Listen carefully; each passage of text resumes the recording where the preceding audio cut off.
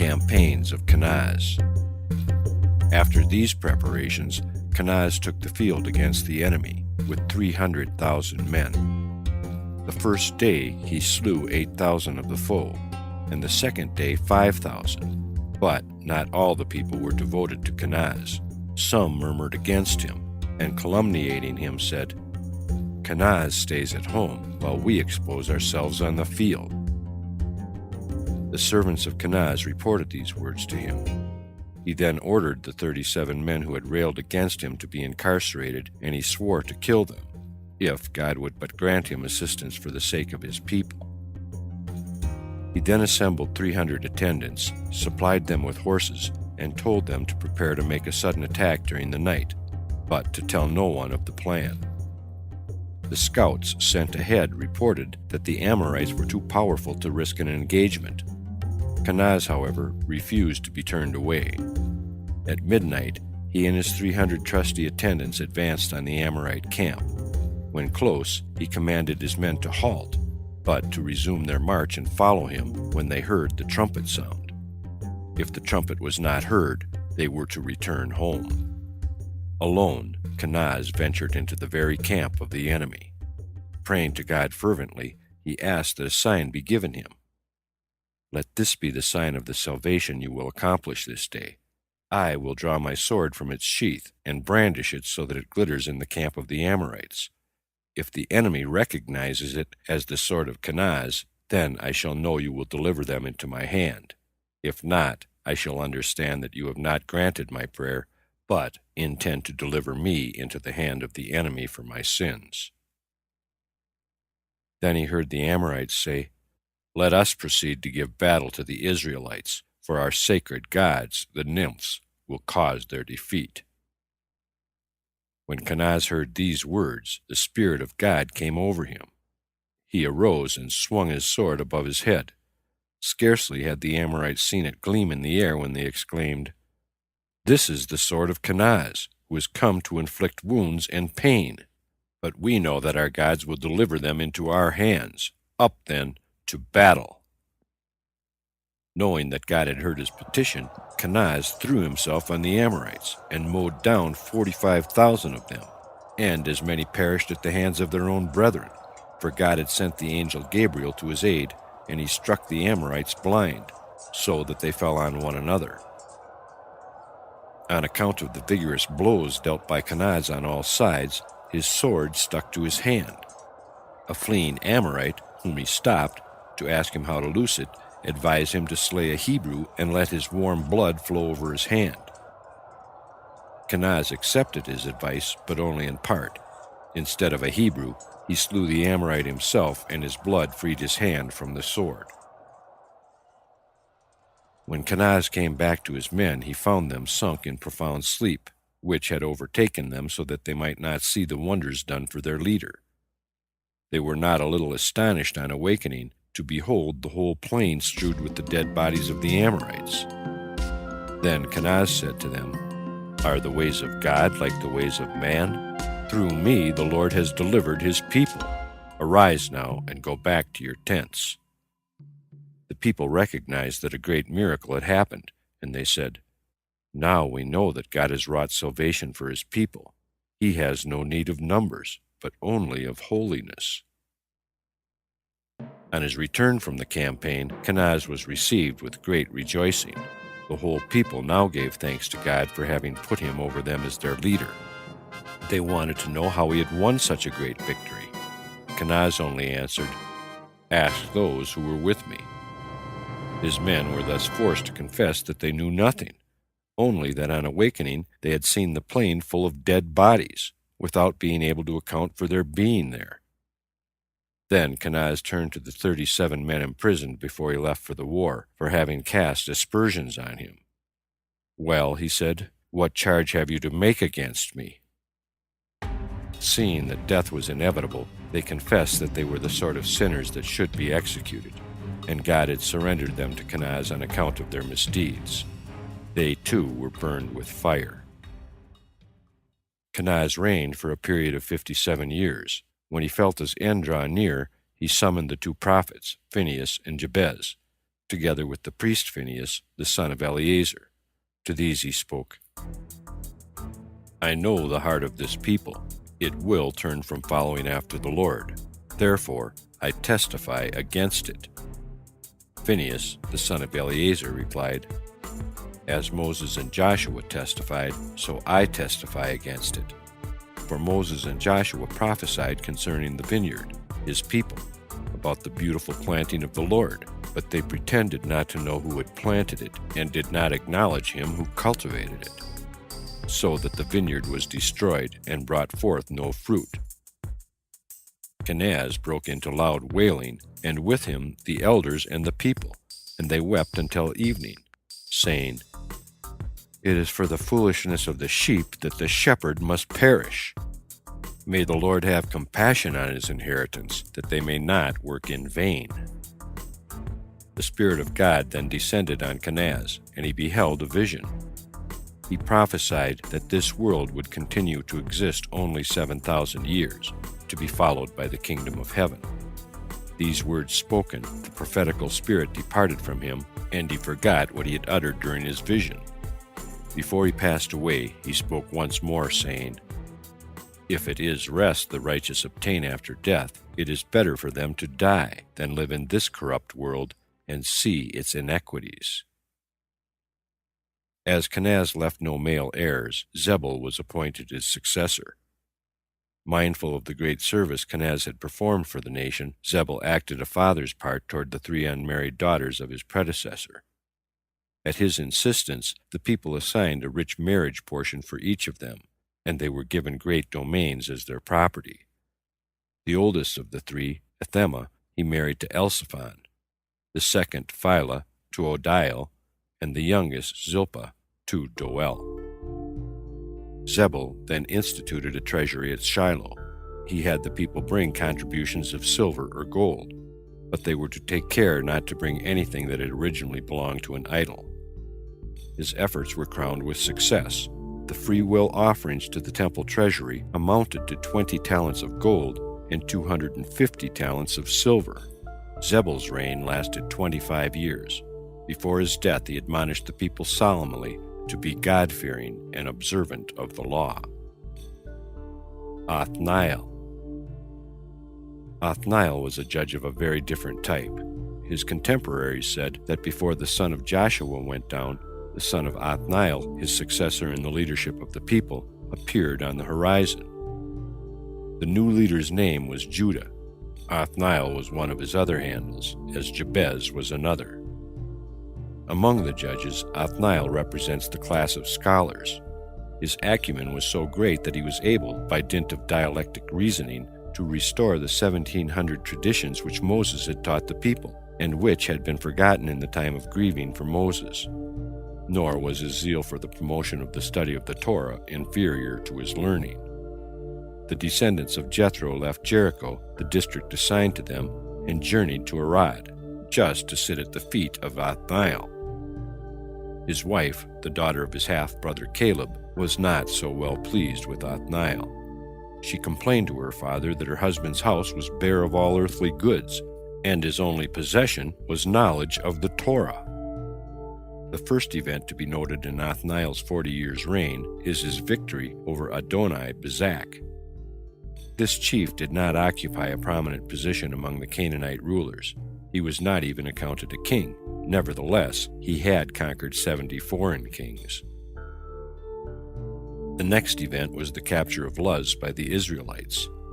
The only way to gain entrance into Luz was by a cave, and the road to the cave lay through a hollow almond tree. If the secret approach to the city had not been betrayed by one of its residents, it would have been impossible for the Israelites to reach it. God rewarded the informer. The city he founded was left unmolested both by Sennacherib and Nebuchadnezzar, and not even the angel of death has power over its inhabitants. They never die unless, weary of life, they leave the city. The same good fortune did not always mark Othniel's reign. For 8 years Israel suffered oppression at the hands of Cushan, the evildoer who in former days had threatened to destroy the patriarch Jacob, as he was now endeavoring to destroy the descendants of Jacob. for Cushan was only another name for Laban. Othniel, however, was not held answerable for the causes that had brought on the punishment of the people, and God granted him eternal life. He is one of the few who reached paradise alive. Boaz and Ruth. The story of Ruth came to pass 100 years after Othniel's reign. Conditions in Palestine were of such nature that if a judge said to a man, "Remove the mote from your eye," his reply was, "You talking to me? Remove the wood from your own." To chastise the Israelites, God sent down one of the 10 famines which he had ordained as disciplinary measures from the creation of the world until the advent of Messiah. Elimelech and his sons, who belonged to the aristocracy of the land, attempted neither to improve this sinful generation nor to alleviate the distress. They left Palestine and thus withdrew themselves from the needy who had counted on their help. They then turned their face to Moab. There, on account of their wealth and high descent, they were made officers in the army. Mahlon and Chilion, Elimelech's sons, rose to still higher distinction. They married the daughters of the Moabite king Eglon. But this did not happen until after the death of their father, who was opposed to intermarriage with the heathen. Neither the wealth nor the family connections of the two men helped them before God. First they sank into poverty, and as they continued in their sinful ways, God took their life. Naomi, their mother, resolved to return to her home. Her 2 daughters-in-law were very dear to her on account of the love they had borne her sons, a love strong even in death, for they refused to marry again. Yet she would not take them with her to Palestine because she foresaw contemptuous treatment in store for them as Moabite women. Orpah was easily persuaded to remain behind. She accompanied her mother-in-law a distance of 4 miles, and then she took leave, shedding only 4 tears as she made her farewell. Subsequent events showed that she had not been worthy of entering into the Jewish communion, for scarcely had she separated from Naomi when she abandoned herself to an immoral life. But with God nothing goes unrewarded. For the 4 miles Orpah traveled with Naomi, she was recompensed by bringing forth 4 giants, Goliath and his 3 brothers. Ruth's bearing in history were far different. She was determined to become a Jewess, and her decision could not be shaken by what Naomi, in compliance with the Jewish injunction, told her of the difficulties of Jewish law.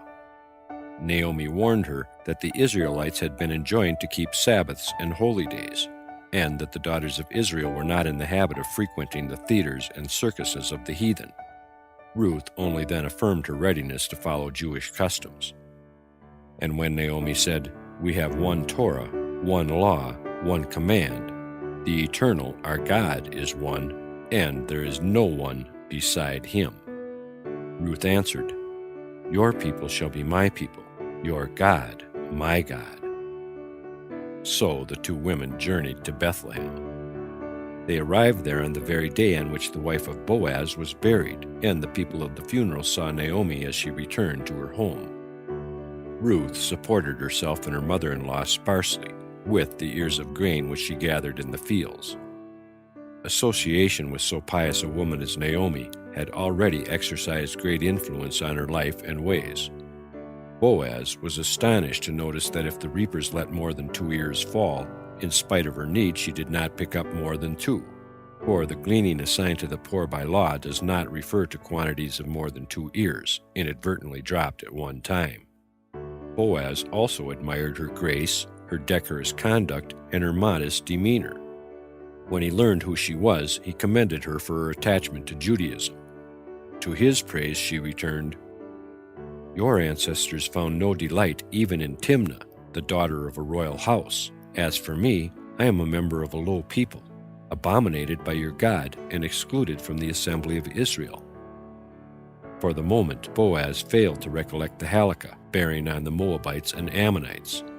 A voice from heaven then reminded him that only their males were affected by the command of exclusion. This he told to Ruth, and he also told her of a vision he had concerning her descendants. For the sake of the good she had done to her mother-in-law, kings and prophets would spring from her womb. Boaz showed kindliness not only to Ruth and Naomi, but also to their dead. He took on himself the decent burial of Elimelech and his 2 sons. All this suggested to Naomi that Boaz harbored intentions of marrying Ruth. She sought to coax the secret, if such there was, from Ruth. When she found that nothing could be elicited from her daughter-in-law, she made Ruth her partner in a plan to force Boaz into a decisive step. Ruth adhered to Naomi's directions in every particular, except that she did not wash and anoint herself and put on fine clothing until after she had reached her destination. She feared to attract the attention of the lustful if she walked along the road decked out in unusual finery. The moral conditions in those days were reprehensible. Though Boaz was a high-born man of substance, he slept on the threshing floor, so that his presence might be a check on licentiousness. In the midst of his sleep, Boaz was startled to find someone next to him. At first he thought it was a demon. Ruth then calmed his disquietude with these words: "You are the head of the court. Your ancestors were princes, and you are yourself an honorable man, and a kinsman of my dead husband. As for me, in the flower of my years, I have been constantly menaced by the dissolute young men. So I have come to you, who are the inheritor of me, that you may spread your wings over me." Boaz gave her the assurance that if his older brother Tob failed her, he would assume the duties of inheritor. The next day he went before the Sanhedrin to have the matter adjusted. Tob soon made his appearance, for an angel led him to the place where he was wanted, that Boaz and Ruth might not have to wait too long. Tob, who was not learned in the Torah, did not know that the prohibition against the Moabites had reference only to males. Therefore he declined to marry Ruth. So she was taken to wife by the 80-year-old Boaz. Ruth herself was 40 years old at the time of her second marriage, and it was against all expectations that her union with Boaz should be blessed with offspring, a son, Obed, the pious. Ruth lived to see the glory of Solomon, but Boaz died on the day after the wedding. Deborah. Not long after Ruth, another ideal woman arose in Israel, the prophetess Deborah. When Ehud died, there was none to take his place as judge, and the people fell off from God and his law. God therefore sent an angel to them with the following message: "Out of all the nations on earth I chose a people for myself, and I thought, so long as the world stands, my glory will rest on them. I sent Moses to them, my servant, to teach them goodness and righteousness.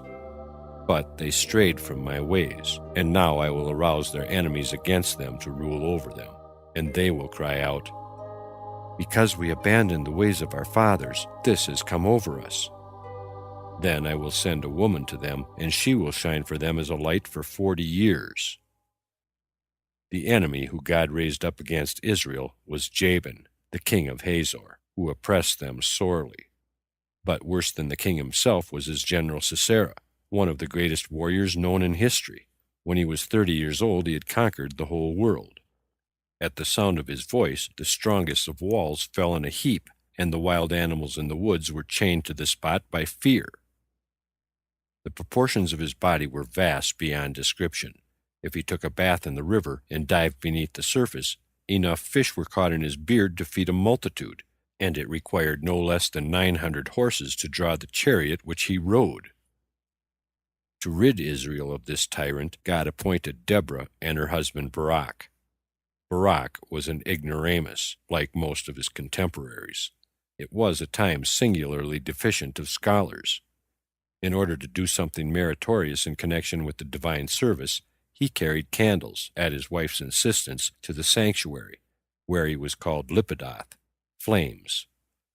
Deborah was in the habit of making the wicks on the candles very thick, so that they might burn a long time. Therefore God distinguished her.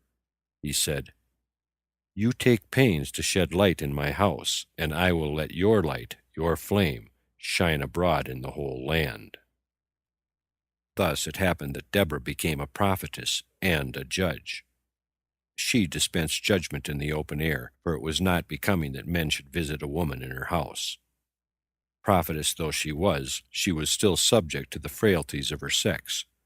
Her self-consciousness was inordinate. She sent for Barak to come to her instead of going to him, and in her song she spoke more of herself than was seemly. The result was that the prophetical spirit departed from her for a time while she was composing her song.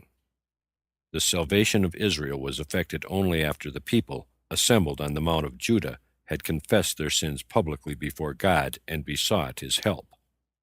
A 7 days fast was proclaimed for men and women, young and old. Then God resolved to help the Israelites, not for their sakes, but for the sake of keeping the oath he had sworn to their forefathers, never to abandon their seed. Therefore he sent Deborah to them. The task allotted to Deborah and Barak to lead the attack on Sisera was by no means slight. It is comparable with nothing less than Joshua's undertaking to conquer Canaan. Joshua had triumphed over only 31 of the 62 kings of Palestine, leaving at large as many as he had subdued. Under the leadership of Sisera, these 31 unconquered kings opposed Israel. No less than 40,000 armies, each counting 100,000 warriors, were arrayed against Deborah and Barak. God aided Israel with water and fire. The river Kishon and all the fiery hosts of heaven, except the star Meros, fought against Sisera. The Kishon had long before been pledged to play its part in Sisera's overthrow. When the Egyptians were drowned in the Red Sea, God commanded the angel of the sea to cast their corpses on the land, that the Israelites might be convinced of the destruction of their foe, and those of little faith might not say afterwards that the Egyptians, like the Israelites, had reached dry land. The angel of the sea complained of the impropriety of withdrawing a gift. God mollified him with the promise of future compensation. The Kishon was offered as security that he would receive half as many bodies again as he was now giving up. When Sisera's troops sought relief from the scorching fire of the heavenly bodies, in the coolness of the waters of the Kishon, God commanded the river to redeem its pledge. And so the heathen were swept down into the sea by the waves of the river Kishon. And then the fish in the sea exclaimed, "The truth of the Lord endures forever."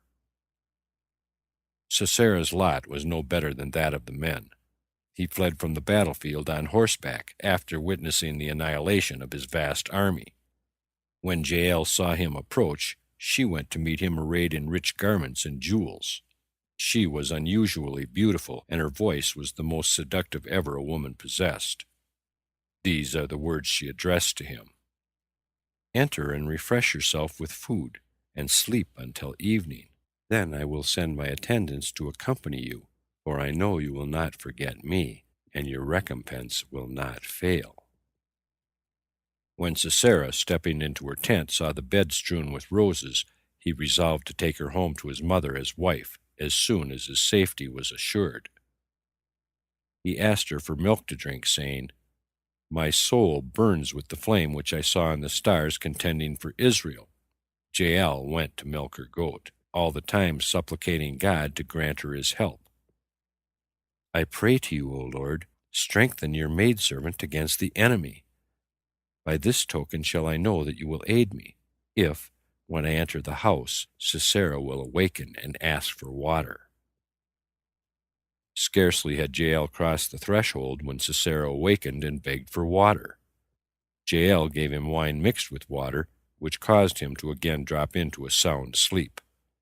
The woman then took a wooden spike in her left hand, approached the sleeping warrior, and said, "This shall be a sign that you will deliver him into my hand, if I draw him from the bed down on the ground without awakening him." She then tugged at Sisera, and he did not wake up even when he dropped from the bed to the floor. Then Jael prayed, "O God, strengthen the arm of your maidservant, for your sake, for the sake of your people, and for the sake of those that hope in you." With a hammer she drove the spike into the temple of Sisera, who cried out as he was dying, "Oh, that I should lose my life at the hand of a woman!" Jael's mocking retort was, "Descend to hell and join your fathers, and tell them you fell at the hand of a woman." Barak took charge of the body of the dead warrior, and he sent it to Sisera's mother, Themach, with the message, Here is your son, who you expected to return laden with the booty of the Jews." He had in mind a previous vision of Themac and her women in waiting. When Sisera went forth to battle, their conjuring tricks had shown him to them as he lay on the bed of a Jewish woman. This they had interpreted to mean that he would return with Jewish captives, 1 or 2 damsels for every man, they had said. Great, therefore, was the disappointment of Sisera's mother. No less than 100 cries did she utter over him. Deborah and Barak then intoned a song of praise, thanking God for the deliverance of Israel out of the power of Sisera, reviewing the history of the people since the time of Abraham. After laboring for the health of her nation for 40 years, Deborah departed this life. Her last words to the weeping people were an exhortation not to depend on the dead. They can do nothing for the living. So long as a man is alive, his prayers are efficacious for himself and for others. But once dead, they avail nothing. The whole nation kept a 70-day period of grieving in honor of Deborah, and the land was at peace for 7 years. Elated by the victory over Sisera, Israel sang a hymn of praise, the Song of Deborah. God, to reward them for their pious sentiments, pardoned the transgression of the people. But they soon slipped back into their old ways, and the old troubles harassed them. Their backsliding was due to the witchcraft of a Midianite priest named Ehud. He made the sun shine at midnight, and so convinced the Israelites that the idols of Midian were mightier than God, and God chastised them by delivering them into the hands of the Midianites. They then worshipped their own images reflected in the water, and they were stricken with dire poverty. They could not bring so much as an offering of mush, the offering of the poor. On the eve of one Passover, Gideon uttered the complaint, "Where are all the wondrous works that God did for our fathers on this night, when he slew the firstborn of the Egyptians, and Israel went forth with joyous hearts?" God then appeared to him and said, "You, who are courageous enough to champion Israel, are worthy that Israel should be saved for your sake." An angel appeared, and Gideon begged him for a sign, that he would achieve the deliverance of Israel. He did this thinking of the precedent of Moses, who likewise had asked for a sign. The angel had him pour water on the rock, and then gave him the choice of how he would have the water transformed. Gideon desired to see one half changed into blood, and one half into fire. So it happened. The blood and the fire mingled with each other, yet the blood did not quench the fire, nor did the fire dry out the blood. Encouraged by this and other signs, Gideon went to war against the Midianites with a band of 300 God-fearing men, and he was successful. Of the enemy, 120,000 corpses covered the field, and all the rest fled as fast as their feet could carry them. Gideon enjoyed the privilege of bringing salvation to Israel because he was a good son. His old father feared to thresh his grain on account of the Midianites, and Gideon once went out to him in the field and said, "Father, you are too old for this work. You go home, and I'll finish. If the Midianites should surprise me, I can run away, which you can't do on account of your age." The day Gideon gained his great victory was during the Passover. After God had favored Israel with great help through Gideon, Gideon had an ephod made. In the high priest's breastplate, Joseph was represented among the 12 tribes by Ephraim alone, but Manasseh was not included. To wipe out this slight on his own tribe, Gideon made an ephod bearing the name of Manasseh. He consecrated it to God, but after his death, homage was paid to it as an idol. In those days, the Israelites were so addicted to the worship of Beelzebub that they constantly carried small images of this god with them in their pockets, and every now and then they were in the habit of bringing this image forth and kissing it fervently. The vain and insolent fellows who helped Abimelech, the son of Gideon by his concubine from Shechem, who assassinated the other sons of his father, were such idolaters. But God is just. As Abimelech murdered his brothers on a stone, so Abimelech himself met his death through a millstone. It was proper, then, that Jotham, in his parable, should compare Abimelech to a thorn bush, while he characterized his predecessors, Othniel, Deborah, and Gideon, as an olive tree, or a fig tree, or a vine. This Jotham, the youngest of the sons of Gideon, was more than a teller of parables. He knew that long afterward the Samaritans would claim sanctity for Mount Gerizim on account of the blessing pronounced from it, and for this reason he chose Gerizim from which to hurl his curse on Shechem and its inhabitants. The successor to Abimelech equaled, if not surpassed him in wickedness. Jair erected an altar to Baal, and on penalty of death he forced the people to prostrate themselves before it. Only 7 men remained firm in the true faith, and refused to the last to commit idolatry. Their names were Deuel, Abit, Yasriel, Jekuthiel, Shalom, Asher, Jehonadab, and Shemael. They said to Jair, "We are mindful of the lessons given to us by our teachers and our mother Deborah. Take heed," they said, "that your heart lead you not astray to the right or to the left. Study the Torah day and night. Why then do you seek to corrupt the people of the Lord, saying, 'Baal is God, let us worship him'? If he really is what you say, then let him speak like a god, and then we will pay him worship." For the blasphemy they had uttered against Baal, Jair commanded that the 7 men be burned. When his servants were about to carry out his order, God sent the angel Nathaniel, the Lord over fire, and he extinguished the fire, though not before the servants of Jair were consumed by it. Not only did the 7 men escape the danger of suffering death by fire, but the angel enabled them to flee unnoticed by striking all the people present with blindness. Then the angel approached Jair and said to him, "Hear the words of the Lord before you die. I appointed you as prince over my people, and you broke my covenant, seduced my people, and tried to burn my servants with fire. But they were freed by the living and heavenly fire. As for you, you will die, and die by fire, a fire in which you will abide forever." Then the angel burned him with 1,000 men who he had taken in the act of paying homage to Baal. Next, Jephthah. End part 75 of 95, TheLegendsOfTheJews.com.